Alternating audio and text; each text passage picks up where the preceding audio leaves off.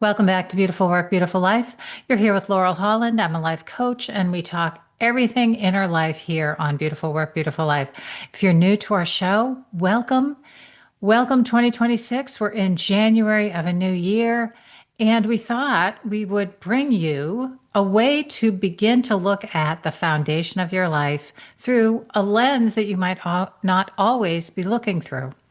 So today, I am going to introduce you to Talor Stewart. He is an architect from Vermont. His company up in Vermont is Vermont Home Designs, and he is the creator of a workbook called Conscious Home Design. We are going to get into the details of how your home affects your inner life and how you can start to make some changes to improve and empower yourself through this process. I can't wait to talk to Talor and have him offer you some immediate things that you can do this year, right now in January, to set yourself up for a more beautiful year ahead. Okay, let's talk to Talor. Let's bring him in. Well, welcome to Beautiful Work, Beautiful Life, Talor. I'm so glad you're here. I'm excited to share you with our listeners here at Beautiful Work, Beautiful Life. How are you today?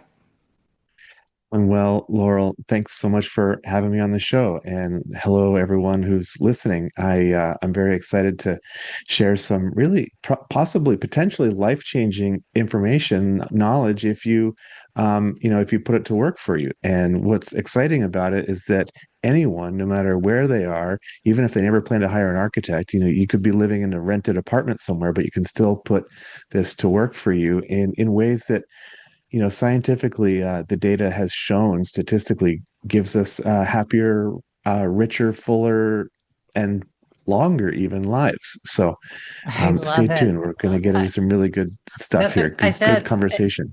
I was saying, here we are in January, right? So it's the beginning of a fresh new year as we are going to air this.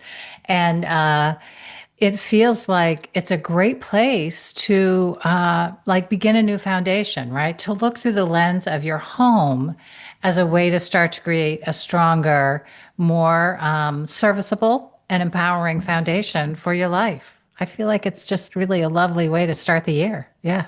I couldn't agree more, Laurel. The last thing I feel like I need right now in the is another diet and weight loss New Year's Yeah. resolution, Seriously. but like Can we just throw some changing goals your out there too? Just like we changing throw your them away. home, Yeah. making a Yeah. few little shifts, even Yeah. tiny little 2% shifts Yeah. can, especially over time, they build up, and you get a snowball effect and Yeah. they can really, really impact your life. So I'm excited to share some things that people can, make few little changes around their house and see how 2026 shapes up for them as a result of that. I love it. I love it. Can I ask you a question? I want to ask you this question, and I want to get your take on it from your Sure. bird's eye view of being an architect and doing this kind of work with people in their homes. Yeah. I hear a lot of people when they walk into somebody's house that's really neat, they think they're OCD. Huh. So I want to say, isn't there a difference between somebody being OCD and somebody just liking things orderly?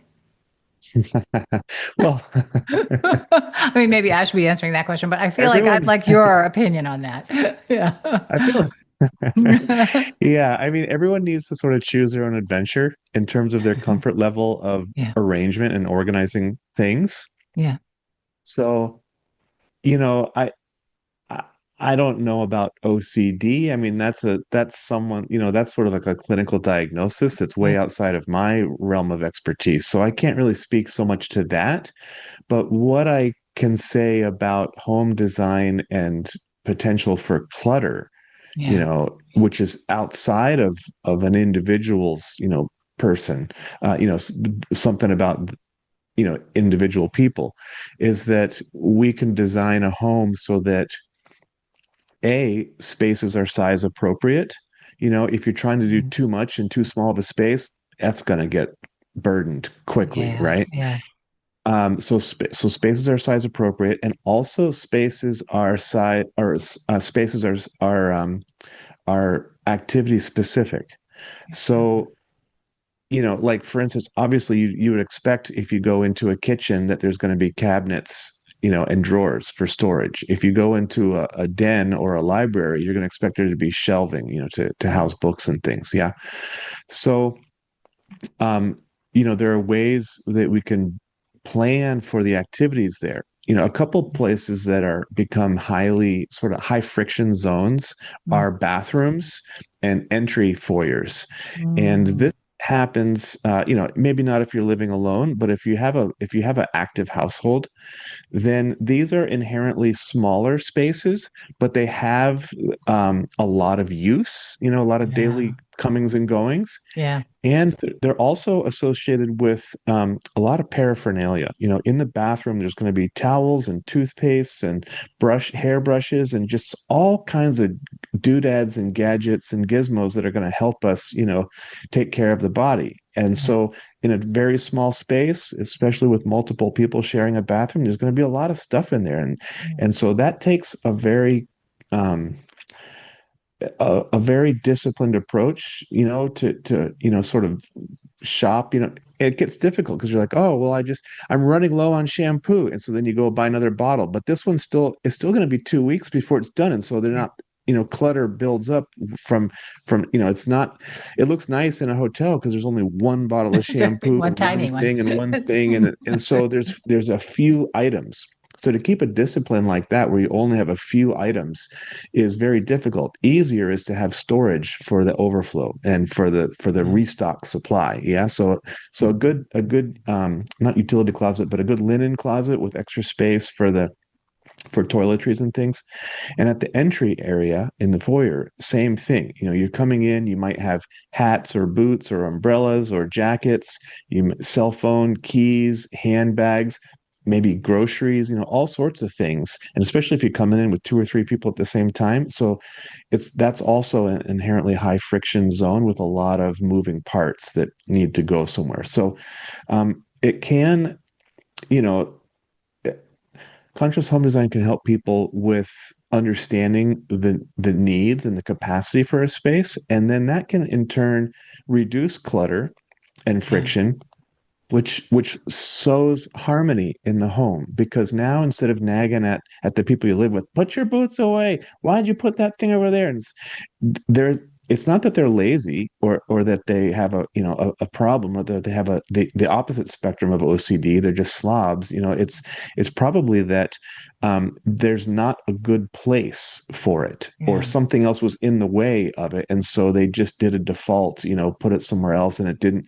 And so when you have systems in place, when the space is designed well to have the capacity for what it needs to do, then everything goes in its place and it reduces clutter. And then your interactions with the people you live with can, instead of nagging and hassling each other about stuff, they can be about stuff that's more important, and you can have a, Yeah. a more positive connection. So I love that. that's, Yeah. I feel yeah, like right off the bat, we are starting to talk about how this impacts your relationships, right? Because I think that's a big deal in terms of like sure. everyday life, right? With the people that we live with, it is a really big deal. Yeah.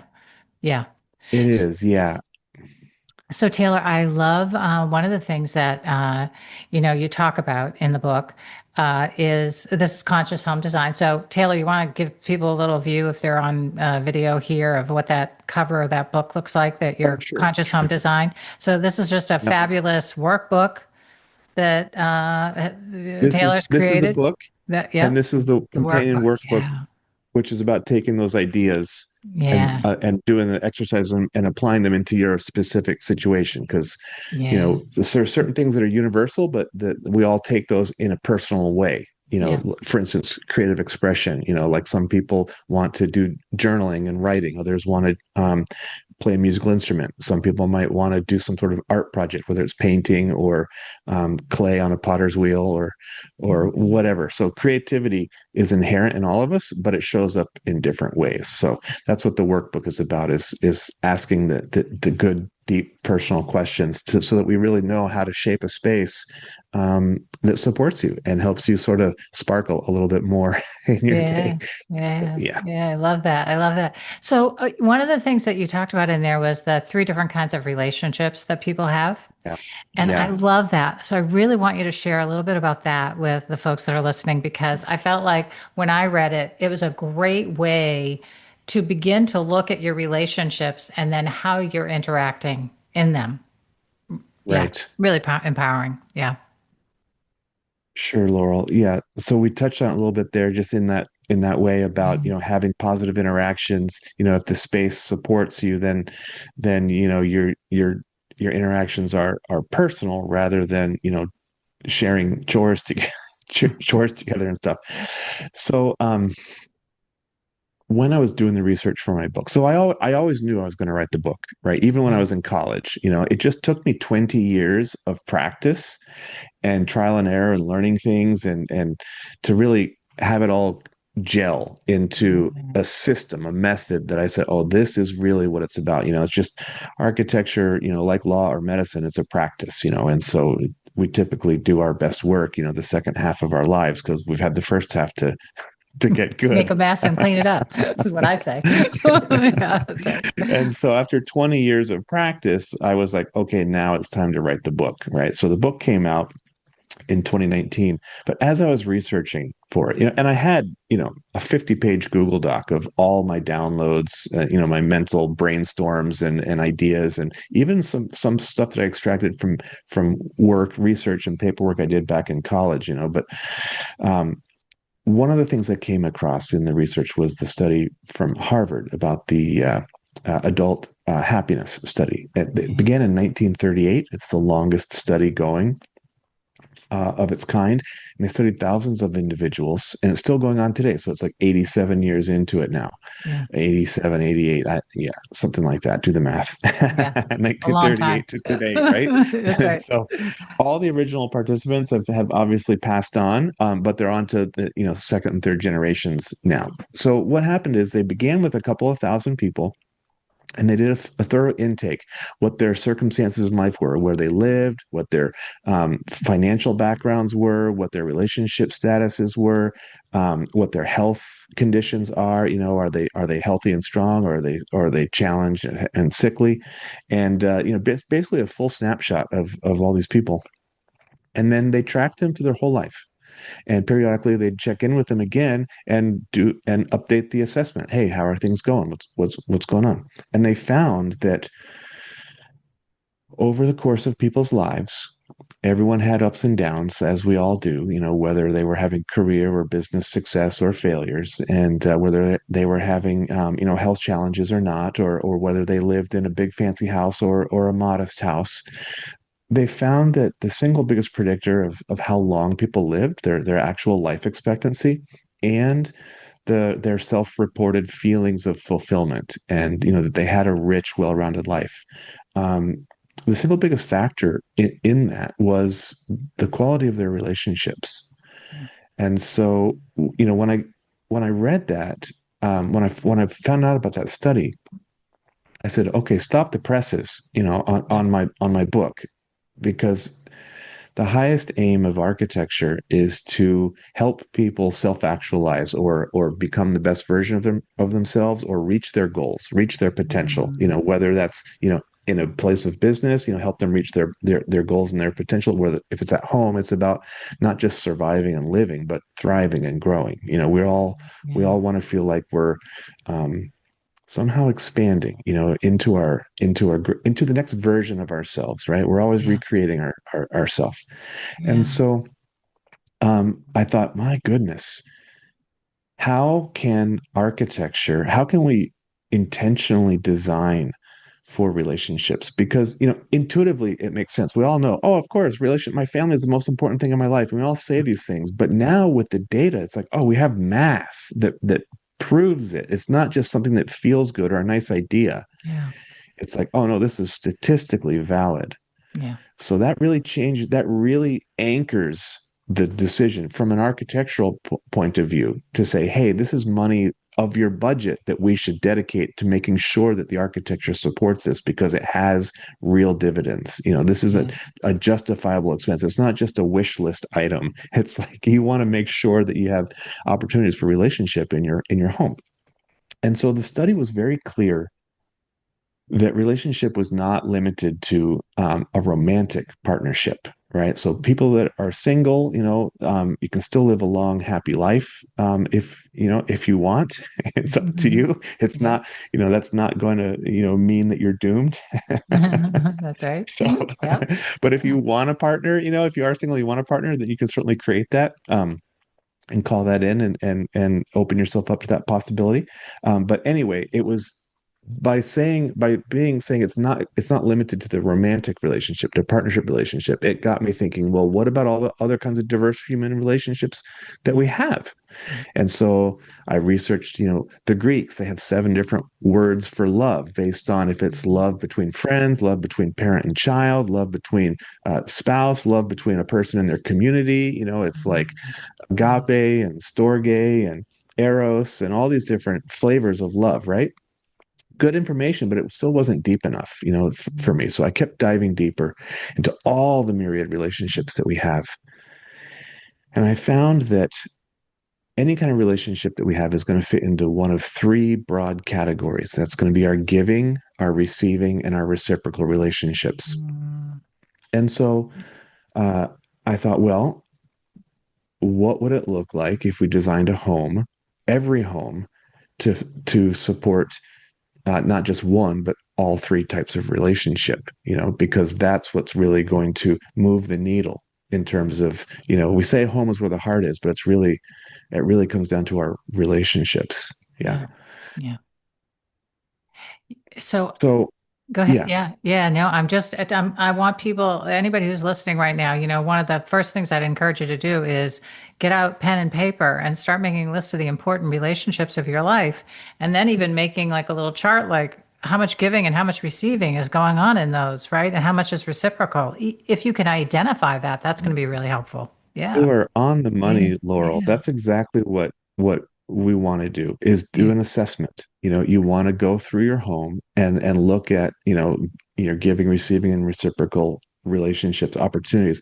I should really sort of define those Yeah. now that I've Yeah. called That's them great. out. I just wanted to pause and give a break because I that was a long-winded answer. I like to give people a full landscape, so Yeah. they not just say, here's what you have to do, because then they want to say, well, why? And so I paint the pictures to give context for it. Yeah. So giving, receiving, and reciprocal relationships. So an example of giving relationship is one where we are the primary giver in the relationship, and so that's going to be relationships we have with anyone that we're teaching or coaching or mentoring. It's going to be relationships that we have with children that either we're parenting or raising or teaching, in an educational setting. It's going to be relationships that we have with plants and animals, pets. If you have a bird feeder outside for the birds, that's a giving relationship. And so, you could say, oh, well, even in those giving relationships, I also receive. Yes, of course you do. But at face value, those are giving relationships. The first step is one where we are primarily, the giver in those relationships. Then we have our reciprocal relationships.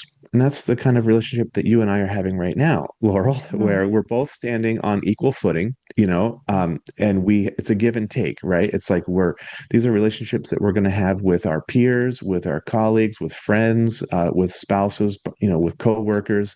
It's where unlike a giving relationship where you may have to be a role model and put on a face of sort of best behavior with your peers or with your reciprocal relationships, you can sort of let your hair down and there's no expectation of that, and you can sort of have a more natural conversation and be yourself, and so that's a different dynamic. And then for our receiving relationships, those are the ones where we are the primary recipient of someone else's care and concern and wisdom and love encouragement and generosity and all the good stuff.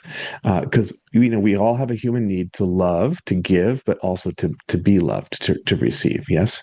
So And important. so these are relationships that we would have with our elders and ancestors, our teachers and mentors and coaches, and even our heroes, our spiritual figures, that we can uh, get inspired by and maybe learn some wisdom from, or at least encourage us to reach, whether we're reaching out or reaching in, Mhm. reaching Yeah. depth into the depths of ourselves for our inner treasure, or reaching out, to expand our life, whatever, that's what our heroes and elders do for us, is they Yeah. encourage us to just become um, the best version of ourselves. I And love that. so, yeah, so we want to have a healthy balance of all three kinds of relationship. Mm. And that's going to look so different for different people, because there's introverts, there's extroverts, there's different cultural things.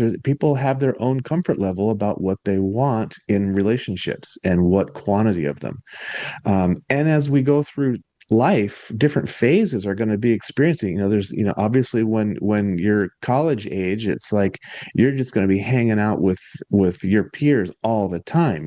There's not much giving relationships. It's going to be reciprocal, and receiving relationships are dominant. But then you're going to get on the other side of that, man. Most people will get married and have children. Now they're going to be giving, giving, giving, giving, giving, right? So it's going to be a Yeah. very intense period of giving. And so as you go through life, there'll be different things, but through the course of life, you want a healthy mix. That's what creates a well-rounded life, Yeah. a rich life. And so in conscious home design, I said, let's not just have opportunity for, one kind of relationship, but let's make room for all three, because we know that all three are essential. Yeah, yeah. Uh, so let's talk a little bit about the one that I think probably, well, I want to talk about a couple of them. Not so much as reciprocal. I feel like, kind of living spaces, places where you sit and talk and maybe, create together, right? Those feel like very reciprocal spaces. But that Yeah. idea of, where you receive from, say, Mm-hmm. your ancestors, your mentors, Mm-hmm. what tell us a little bit about how you encourage that through architecture. Sure. I want to Yeah. hear about Right. that. Yeah, I love that. So there are, you know, it depends on your capacity for renovation, right? So Hmm. if someone is uh we can do little things. If you have no plans and no budget, or perhaps even no control because you're in a rental, and so you can't go tearing down walls, or you might not even, your lease might not even allow you to repaint. Yeah. you know Right. you might Right. be limited to just furniture and decorations, right? And so we can make shifts at that level that are impactful, and like a butterfly effect, 2% shifts can compound and add up. And the butterfly effect is, there was a mathematician who wrote a paper. He said, do the flapping of a butterfly's wings in Brazil eventually set off a tornado in Texas? Yeah. And it's this Yeah. idea that big outcomes are dependent upon sensitive initial conditions. And so if we do, these sensitive initial conditions in your home, little 2% shifts around, then, what if that adds up each day to 10%? What if you're 10% happier, or 10% more flow, or 10% more feelings of connection? Yeah. What does that do over years and decades? Yeah. Right? What kind of results, what kind of impact does that have? The course of a life can really, you can just a tiny little shift here means over time you can end up in an entirely different location, Yeah. experientially. Yeah. And I feel so, like Laurel and I talk a lot about this, and I feel like in our, yeah, world it's like small steps, right? Just do small that's steps right. and do That's them right. consistently, because that kind of repatterning, right, makes the Yes. ultimate transformation over time, right? Yeah, yeah. That's Yeah. right. Yeah. Yeah. So absolutely, it doesn't have to be like an all or nothing. We can do these little Yeah. things, and by just like having a place organized, where when you come to the front door and if you have a system, this is where my keys go. This is where I put my hat. That way, in the morning when you're late on time, you're not running around frantic. Where are my keys? You know Yeah. where they are, Yeah. because there's a system. They're always in that same place, right? And so that sort of environment, by setting yourself up for success, we can do that with the little shifts so that it keeps you on track on the daily things, so that it doesn't take extra effort to it's not an act of will or discipline to do these things. It just becomes natural because the environment is guiding you into it. Does that make Right. sense? Yeah. So yeah, that's really what we're looking at is the little 2% shifts. However, if a person, was saying, "Hey, it's time for me to I want to get a new home," because there's two major changes: either growing family and now they need more space. Their income is growing, their family is growing, and they want more room, or shrinking family. The kids have left and now it's an empty nest, and they're like, why are we maintaining a 5-bedroom home for just you, me, and the dog? And so it's like, let's downsize, and have something, so we don't have to keep dusting and cleaning everything and maintaining all this, but let's have it be really nice and well designed. Downsize doesn't mean downgrade. We can have it be, the next Beautiful. home of your life can Yeah. be the best home of your life, truly, Yeah. even if it's half the size, right? Yep. Possibly. So there's a Agreed. real quantum leap that can happen if we bake it into the walls and shape it that intentionally, but it's not required. We can still do the little 2% shifts around the house. And that's what I want to focus on for this Yeah. conversation Yeah. is because it's more accessible. More people will get value out of the Yeah. little things that we can do. Agreed. If someone Yeah. wants to renovate their whole house or build a new home, call me, get in touch, and I can help them with that. But for the little things, so let's talk specifically about the relationships. I like to use as an example, Laurel, I like to use a room that nobody thinks of as a relationship room, and that is the bathroom. Like Yeah. usually people are thinking of the bathroom as like a private space, right? Like a Yeah. place where you go to get away. Yeah. Maybe if you're an introvert, and you're at a party, you just want to go to the bathroom. I need a Or break. if you're having a political discussion at the dining table, and you're like, oh my God, I'm going to excuse Yeah. myself to the I gotta restroom right now, go. right? Yeah. Yeah. Totally relate. So, but the truth is, the bathroom is actually a fantastic place to nurture your feelings of connection in a relationship. And let's go through the examples.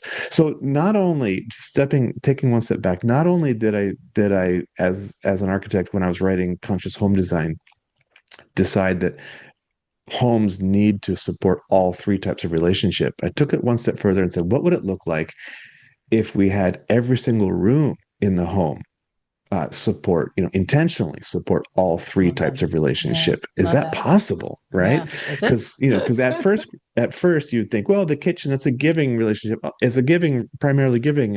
Oh, the dining room, that's a reciprocal. Or, you Yeah. think that each room might have, one of Naturally. those Yeah. relationship Yeah. Yeah. types naturally, but we can make every room have all three.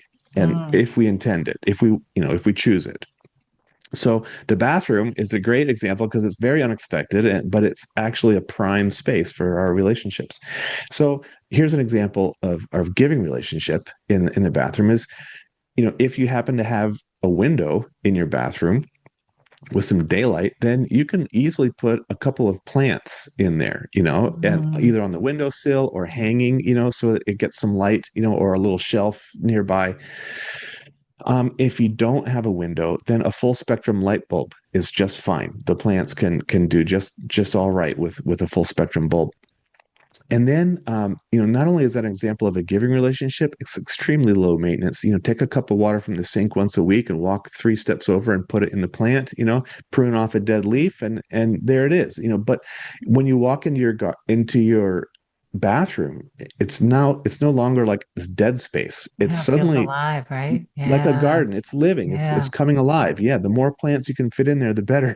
Yeah. But even one or two is it Yeah. helps, because we know that, so not only is it potentially boosting air quality with the plants, but we know that there's a physiological response to seeing green growing things, and that is going to help us calm the thoughts. Our breath rate, our heart rate lowers, our breath becomes more even and deep when we have this experience. That's why people love to go walking in nature, because it's physiologically calming Yeah. for us. Yeah. You know, however beautiful, looking at a cityscape does not produce the physiological results. Yeah. And so putting plants in your space, it's a win-win-win because it's not just a giving relationship, it's also, scientifically beneficial for us. Yeah. So, um, if you want to take it even a step further, go deeper, how about a fishbowl? How about a little Mhm. goldfish or a Yeah. beta fish swimming around? You come in the morning and it's like, hi, fish, and you Hey, just good give a morning. sprinkle of food, That's right. Yeah. and it's like suddenly there's life in Yeah. your bathroom. You have an oasis and it's starting to feel like, wow, okay, this is not just me doing my business. This is I'm starting to really recharge, Yeah. myself. Yeah. And so, you know, we commonly see, especially in a master bathroom, we see two sinks, so you can brush your teeth side by side with someone. If you have the space and you choose it for your lifestyle, how about a big tub, a tub that's big enough for two? That's kind of romantic. Mm. Or even a shower room with two heads so that you Yeah. don't have to take turns. You can shower at the same time. It's more efficient, but it's also, a little bit more it can be nice. Some people enjoy that. So those are some opportunities for reciprocal relationships. And then for receiving relationships, I think anyone can take a photo of a parent or ancestor or a hero or a religious figure and have that above the mirror or somewhere where they can see it when they're there, when you're washing your face and making your body fresh and beautiful to present to the rest of the world. You can just take a moment and say, there's someone that loves me and I and is giving me encouragement. Yeah. And then so you can sort of and just take that moment, even just while you're brushing your teeth. And if you don't want to have a photo up there, if that feels too prominent, then you can just take a little quote that you Yeah. like and tape it to the mirror, and you can just look at that like an affirmation. Yeah. And That's and great. Yeah. so it's Yeah. about That's the beautiful. intentionality. Just putting a plant and a photo in there isn't going to change your life unless you cultivate the moment of connection, and it doesn't take much, just a few Yeah. seconds, but it's those moments of intention of intentionally connecting with those things, and those reminders are right there. That's going to help us anchor us in our values, what's important to us, and remind us, yes, my life is connected, it's full of possibility, so that when we step out, we're going to be a little bit better, a little bit brighter. We're going to be sending Yeah. positive ripples out into the people we meet, into the You, life that we yeah. lead. Yeah. Yeah. The biggest byproduct of that I love so much is I think one of the benefits of doing that, right? Setting yourself up and going, making those small changes, and when you make them, saying, "I'm doing this for this reason," right? Then every Yes, time you go in and you connect with that, it actually brings you into the present moment. This actually is a beautiful presence practice. that's right. Rather than just being off in your head, putting on your makeup, shaving, whatever Yeah, you're doing, thinking about other things, not even really knowing what you're doing, because we know we can do all those things without thinking anymore, even paying attention on sometimes. autopilot. That's right. Sure. Instead, right, it brings you into being present in that moment in yourself, maybe Hmm. feeling some gratitude, maybe Sure. feeling yourself, being a giver from your heart for that moment. Like that's really powerful transformational experience. Yeah.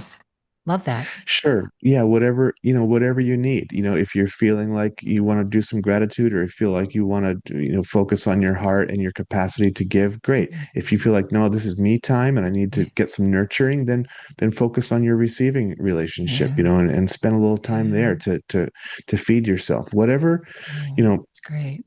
whatever, because we're going to feel different ways different days. Some days I Yeah. wake up and I'm like, yeah, let's take it on. Other days I wake up and I'm like, oh boy, I wish someone would give me a hug. Yeah. Yeah. All right. Now, Taylor, So I feel like that was great. And I'm glad you used the bathroom for that example because I feel like that's one where people would look, if you can do that in the bathroom, you can do that anywhere in your house. that's right. You want to Right? you Yeah. want to go through your Yeah. every room in your house and look for Yeah. your opportunities. Yeah. What can I do? Look for those If I see any opportunities too. gaps, do I want to make a change? If so, make it. Make it, yeah. Yeah. All right. Before we wrap up, I really want to get into a little bit about the Maslow's hierarchy and the Oh yeah, nine essential spaces. I felt Whew. like that was really powerful too for people to It like is. again thinking about, small things that you can do differently and how you think Yeah. about it. Yeah, yeah. Yeah. Right. Okay. So this is we're really getting deeper. There's so much richness in conscious home design. Maslow's really provides a framework for, everyone has their wish list of what they want in a home. Oh, I want to have this and this and this and this. But there's some things that I find that most clients, when they come to me, they're questions that they forgot to ask, because they don't know, and so the quality of your outcomes are dependent upon the quality of your initial questions. Mm. And so, I wrote the book to say, hey, these are the important questions. The workbook, the companion that goes with it, actually asks you those questions. And so, we'll get to the heart of that. So to make sure that you leave no stone unturned, your wish list is probably, most of the way there, but there's a few things, that you might not have thought of, that by asking them and getting them in there, it's like, oh wow, now this is better than I imagined it was going to be. I had my dream home, but this is even better. Yeah.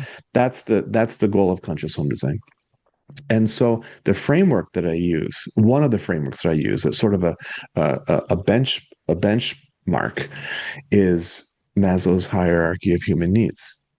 And so, for any listeners, I think most people are familiar, but for anyone who's not familiar with Abraham Maslow, he's a psychologist whose work really started taking off in the 1950s, and it's still being used to this day because it's tried and true. It's been put up against all the rigors of uh, testing in every different kind of situation you can imagine, and it holds true regardless of cultural background or country or language or any diversity. These are things that are universally true for all humans. And so, what we find is that at the base of the pyramid, the hierarchy of human needs pyramid, is our essential survival needs, like shelter, food, sleep. These are the things that homes, at their most basic level, provide for. Yeah. But we're not animals. We need more than just to not die from the weather and to have food and to be able to wash ourselves. That will keep us alive, but doesn't mean that we're going to be happy. Yeah. And right in our Declaration of Independence, it says life, liberty, and the pursuit of happiness. These are inalienable human rights, right? So, what good does it be to live long, if to live a long life if you're miserable? Yeah. Not Nobody good. wants that. But based on some clients, not good. Yeah. Yeah. Right? So you want to be happy, right? Yeah. That's Absolutely. life, Yeah. that's our goal. We want joy. That's really that's the goal of all human beings, Yeah. is to feel joy. Yeah. Yeah. And so architecture is like, well, how can I help people feel joy? And so we have our higher needs. We have needs for creative expression. We have needs of love and belonging, feeling like we're a part of something, feel like we have connection. We have personal development needs. We want to feel like we're good at something. We've accomplished some skill, even if it's just for ourselves, but we still want to feel like we've accomplished, and we're developing ourselves, and we're competent. And so these higher needs, when I look at the average home, they're not really considered in Mm. in the average home design. Yeah. It's really just like, hey, we'll give you a bedroom and we'll give you a kitchen and a bathroom and a living room to hang out with people, but your higher needs, that's sort of like, that's up to you to go after it. Mm. The challenge is that we spend about half of our lives in our homes, and so if our homes aren't providing the space for us to thrive, then where are we going to get that opportunity? Yeah. And so probably not at work, Yeah, it's really probably not the interesting too. office. With so many people working from home, a lot of people are spending now 80% and more, right? Right. Time at home. Sure. So And more. this what you're talking Sure. about now is even more important, right? Yeah. That's right. Yeah. Yeah. So Winston Churchill said, "We shape our buildings and thereafter they shape us." So there's a little Uh-huh. wisdom from the West, and then Hmm. wisdom from the East. Yogananda, the yogi, said that Hmm. environment is stronger than willpower. And Hmm. so, I thought about that and I was like, well, is the environment really stronger than willpower? Because the human will is so strong. It's indomitable. You see people break records all the time. You see people dig deep and overcome, right? We see it every day. But the truth is that these are breach moments, like when a whale puts all of its might and effort, it breaks the surface, and it's this moment, it's this majestic moment where we celebrate it. But then gravity takes over and they crash and they fall back into the ocean, right? And that's what we are like in our environments, because we're not always in a moment of exerting our ultimate strength. Right. Oftentimes we're distracted, or we're tired, or we're going on autopilot from our habits, or whatever. And so we're not being our most dial turned up to 110%. We're not always at Living that there. energy Yeah. level. Yeah. And so that means that the environment is going to put a factor on us, is going to play an influence on us, just like a tree root is going to move and potentially crack a concrete sidewalk. Wood is softer than concrete, but because of that constant ongoing 24/7 pressure, it wins, and so the environment is going to puts constant pressure on us. Yes. And so we want to make sure that it's shaped in a way that um, guides us into our dreams and successes. And so think about the most famous painting in the world, Laurel, Mm. the Mona Lisa, right? This is 500-year-old painting. Leonardo da Vinci started painting it in the early 1500s. It turns out that it took him more than a decade to finish that. He worked on it, over a period of years. And I thought, my goodness, look at that. If that's just a perfect example of proof, that architecture is responsible for all of our great human achievements, whether it's medicine or technology or science or art. Without the ability to control our environment, then we wouldn't be able to achieve anything that took longer than a sunny afternoon, because as soon as the weather changed or wild animals came, or a hostile tribe, it just messed everything up. So architecture, the ability to control our environment, allows us to build on yesterday's achievements. Mm.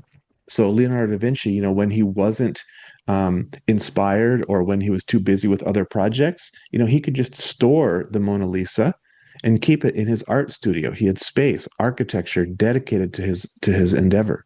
And when he had a moment, a break, or when he had inspiration, he could pull it out and get to work on it again.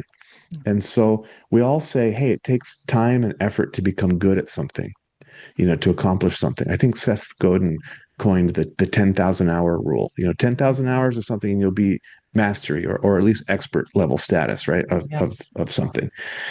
So that makes sense to us. Hey, we all know practice makes perfect. We've all experienced that. But what's missing from that common sense formula is it also takes space. Mm. Like Leonardo da Vinci, if he didn't have a dedicated art studio, he may never have finished the Mona Lisa, right? He had to keep it somewhere, and so it's the same thing for us. When we dedicate space to an activity, we exponentially increase the chances, the likelihood that we're going to be successful in that. It's like And so claiming an intention, in a it's spatial form, that's isn't it? exactly what it is. Yeah. Yeah. When you dedicate space for an activity, you're saying, this is important to me. This is part of my value system. Even if I'm not using the space, just dedicating it and seeing and knowing that you have it there sets up a positive feedback loop. It says, Right. oh, this is important to me. I have opportunity for it. And what that tells you subconsciously, that what it mirrors back to you, is that my life is possible. Things that I like to do, that I enjoy doing, I have the ability to do them. I have the capacity to do them. It doesn't feel like your life is shrinking, and it's closed. The walls are closing in on you. You suddenly feel like you can expand, and that's very hopeful. To Yeah. feel like life That's is right. possible, like I have potential. Yeah. So our higher needs is like, okay, so Laurel, what do you like to do for creative activity? Like, let's find out what that is and dedicate space. Maybe you don't have the luxury of being able to make a whole room, and have an art studio. Maybe you just need a corner that you can partition off. I can speak to this because last year I started practicing watercoloring with some friends, right? So what did I do? Yes. First, I just got a few paints and things and I brought them out to my dining room table. Then one day I realized, well, I'm kind of making a mess here. So then I bought myself a plastic tablecloth so I could make a mess and it didn't matter, right?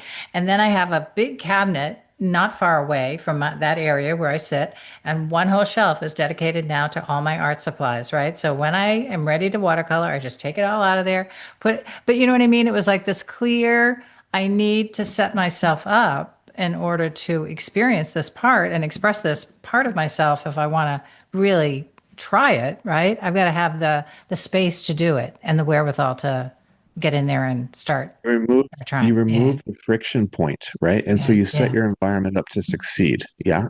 So Yeah. this is it's it's very practical. Yeah. My sister, I went to my sister's house many years ago, and I was going upstairs, and I was like, I did a complaint. I said, "Hey, are you trying to kill me?" Like she had a bunch of books and papers stacked on the stairs, and I Yeah. was like, "My God, this is a tripping hazard." It's like, "What are you doing?" And she said, "Oh, I need to take those with me to work tomorrow, and I don't want to forget them." And so she was forcing herself to succeed by putting them in the way so that she would have to grab them and And as she take went it. out the door. Yeah. Yeah. Yeah. And I thought, okay, that makes a lot of sense. Now, personally, I want to design my homes in a way that don't require people to have tripping hazards to be successful, right? Hmm. But the concept is the same. Yeah. Let's set someone up for success. Let's give you the opportunity to reduce friction, because imagine, let's say you like to play the cello, for example, but you don't have any place to play the cello, and so the cello is locked in the case in the closet. Yeah. And so if you only have 5 minutes, you're not going to get it out. There's no cello happening today. Yeah. But if the cello was set up in the corner of a room and it was there and it had a cloth over it to keep Yeah. the dust off it, then and you only have 5 minutes, well, you can take two steps to the side, sit down in the chair, and do a few scales or play one song, right? Great. That's And you great. may say, Yeah. well, it's not, I used to practice an hour a day when I really liked it. It's like, yeah, well, maybe now you don't have an hour a day, but at least you have 5 minutes. And in 5 minutes, you have, it's like watering your plant. You can't just let the thing go, years. You can, but people find that they're like, oh my God, I denied myself. My creative passions got pushed to the side because of career or because of Yeah. family obligations or whatever. And these little pieces of ourselves die. And they're like, oh, I feel like I'm dying. It's like, oh, okay, well, here's how you can nurture yourself. Is not even 5 minutes is going to help keep that spark, the creative spark alive. And I love it. I love does it. that make sense? It's so Rather, practical and it's so 5 minutes is practical. better than nothing. Yeah. Yeah. Yeah. So just build it in, build success Yeah. into your life so you can keep feeding yourself these little things. Yeah. Yeah. I feel like, I want to wrap up, but I feel like what I want to do is encourage our listeners to really take the time now, right? Don't wait, but take the time now as soon as we're done here and really sit down with yourself and start to ask, what do I want more of this year? Right? Even if you just ask yourself, what do you want more of this year? And then think about all the things that we went through. I mean, we went through so many things today, Taylor, where if you know that you want, let's say, more time to write, okay, well, where's your space that you're going to write in? How are you going to set yourself up so you could go over there maybe 10 minutes here, 10 minutes there? How are you going to, do you have the supplies you need for that, right? If you feel like you're overwhelmed and you're not receiving enough from your relationships, how can you go into every room in your house and make a touch space where Mm, you feel like you can connect and receive, even in the way that we just described, simply in the bathroom idea, right? I mean, you could do that in every room mhm, of your house in its own mhm, way, where you started to feel like mhm, you were receiving more rather than feeling like you're always giving and you're tired and you're drained, right? mhm, So I feel mhm, like, mhm, for our listeners, there are so many small steps embedded into what we just talked about here today that could start to answer some of the questions of how am I going to get more of what I want? mhm. Yeah. Yeah. I That's a beautiful summary, Laurel, and really taking it home for these, simple, practical action steps that people can take to help, just to help feed them, feed their lives, Yeah. nurture them, and just get a little bit more um, sparkle going, Yeah. a little bit Yeah. more joy. Yeah. Yeah, yeah, a little bit more sparkle. So, Taylor, I didn't ask you at the beginning of the show. We're going to wrap up the show with this today. Tell us what does your beautiful life look like? Everybody's idea of a beautiful life is different, right? And we love to ask our guests, like, what makes your life beautiful? Yeah. Well, there's so many things. Mm, Um, I'm a creative person. I'm a maker. yeah. I like to create things. I'm here in my studio today. I not only did I design it, but I also built it with my own hands. All Wow. this woodwork and trim and Oh, everything. beautiful. I did all that. Yeah, Yeah. I Wow. built it. So I like to create not just ideas, but also create things in the real world. I like to create musical instruments. Before I was an architect, actually, I had a drum shop building Oh, hand drums. With skins cool. stretched over them, and I used to Yeah. play for dance classes for several Wow. years. I did that before choosing to go back to college. Um, so I get a lot of joy making, creating and shaping things and playing music and uh, the service that comes from that. I like to make things that are beautiful or uplifting, or inspiring for other people. That's very rewarding. I feel like I've you know helped a friend or helped a neighbor like Yeah. that. So Yeah. those things are that's just some of what makes a beautiful life for me. Yeah. Yeah, yeah, that's great. That's great. I feel like it certainly fits with what you do for your work and what you share with others. And I'm really grateful that you came on the show today to inspire people in a new year to look through this lens and really think about, taking a few steps around maybe every month, think we'll go through. I mean, there's so many Sure. ways to go through this, right? Maybe take a different one every month and say, okay, I'm going to do some of these things that we talked about on the show. Keep coming back to the show. Keep listening in. Can they download your book? How do they get a hold of your workbook? I feel like your workbook is a Yeah. great opportunity. Yeah, So it is. There's a lot more. I mean, yeah. we We had a we nice just touched on conversation, I know we but could be we're here all day but talking about this. Yeah, it goes deeper. There's yeah, a lot more to it. And so if people feel like they want a framework, to do this rather, people can take what we've learned today and get some value. But if they want to go deeper, they should get a copy of the book and the workbook. And I think you can get an instant download PDF version for like $47 on my website, great, conscioushomedesign.com. Oh, and I actually think there's an audiobook as well attached to that. So you get the book, the audiobook, great. and the workbook for instant download for $47 at conscioushomedesign.com. And I think there's uh, a contact me form. So if someone has a project that they actually want to do consultation with me, Great, I work all over the country. I've got projects coast to coast, top to bottom. great, great. I'm I'm glad you happy said to that. Yeah. jump on a call with you. So Yeah, that's great. I'm glad you said that because I know you're over there in Vermont, and I was like, "Ooh, yeah, does he?" Yeah, but in the world that we live in today, you can work from anywhere in a lot of ways, so it's great. Yeah, sure. yeah, And I travel for projects when if it's necessary to, but most of the work can be done remotely. So yeah, now I've got projects in California and Chicago and Texas and DC and New England, and points in between, all over. Yeah. yeah, yeah. That's great. Well, thank you, Taylor. Really appreciate you being here and making our month of January more beautiful through all this information. Yeah, it's great. Really helpful. Thanks. Thank Thanks, you. Laurel, for having me. Honored to be Thanks. on your show. Thanks. Happy New Year to you. Yeah. Hope it's You a great too. year for you. Yeah. All right, everybody. Off we go. We'll be back next week for more beautiful work, beautiful life. Bye for now. Thanks, Taylor.